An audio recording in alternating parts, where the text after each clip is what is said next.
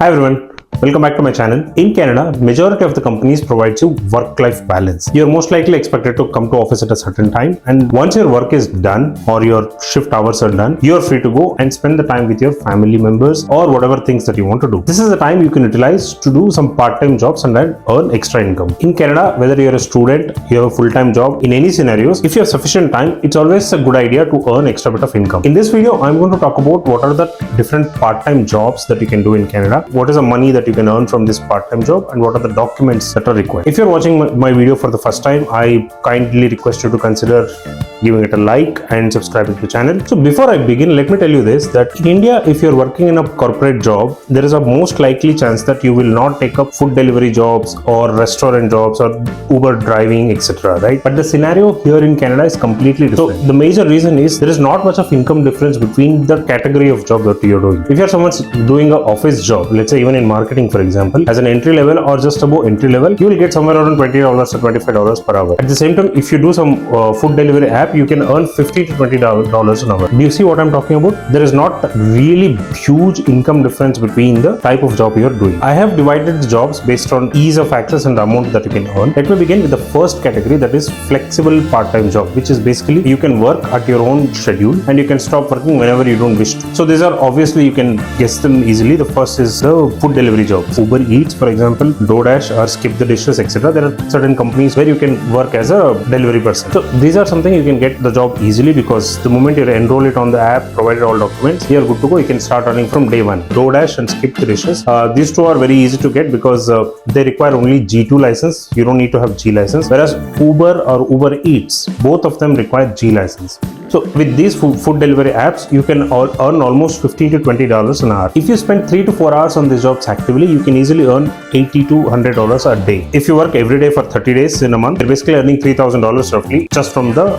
4 or 5 hours per day work. An entry level person will get like $2,500. So $3,000 is a pretty good amount that you're getting. The documents required for applying these jobs are basically your address proof, your identity proof. Earlier, these DoorDash and Skip the Dishes was not asking you for SIN number and all, but now they made it mandatory, so now you need SIN number as well. If you are on a closed work permit, you cannot work on these jobs.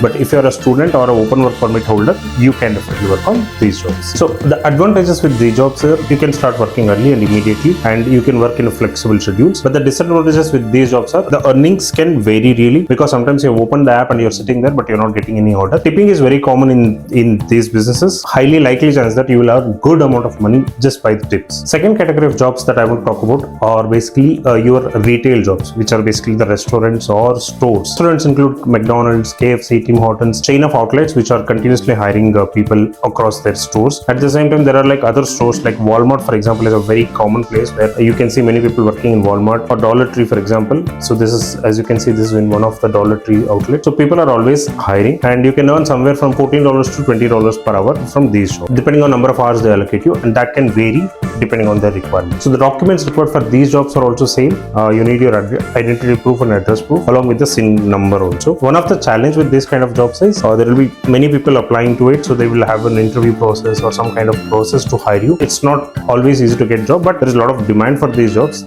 There is always higher chance that you will make it in one or the other stores. Advantages with these jobs is you'll get a consistent income, and you'll get some benefits as well, and you might also get some store benefits depending on the kind of store that you're working with. The disadvantage with these kind of jobs are you don't have much of flexibility, because according to their process they will allocate you work hours. It could be weekends, weekdays, any days, aligned with what the work hours they have allocated you. Third category I want to talk about is skill-based part-time jobs or internships.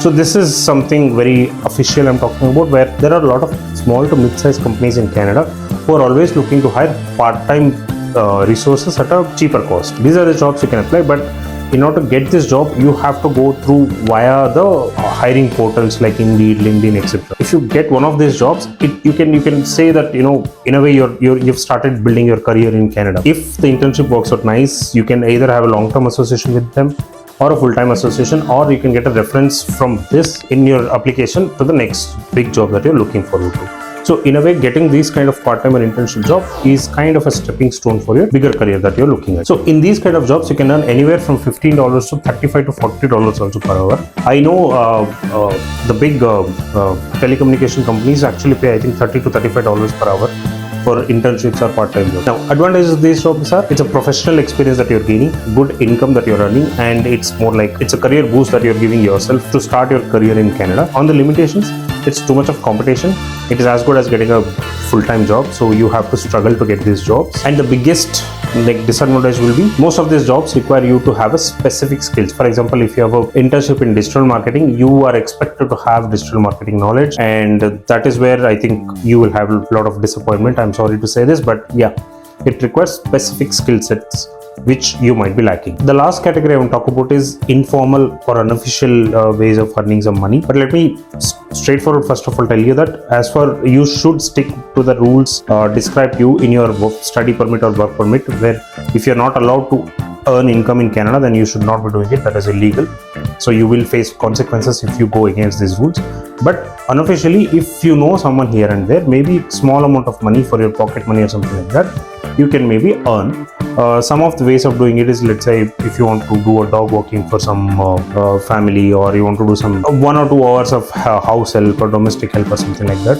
Or another way, another way people do is, let's say you have a car and if somebody wants to drop, like typically people travel from here, let's say one city to another city, like we are in London to Toronto, so people drive. So if you're going on that way, you can also drop these people, and each can pay some money to you, which will cover your fuel and other expenses. So that kind of small amount money you can earn, but you cannot make it as an income source. But if you're earning here and there some money, there are opportunities that something like this that you can do. All in all, so that's about part-time jobs in Canada. Trust me, with this part-time jobs, even if you earn, let's say, $1,000 per month, an additional income of $1,000 per month, it's gonna help you a long way. Because if you find this video useful, I am assuming you will like it, or at least let me know in the comment section. And have a nice day.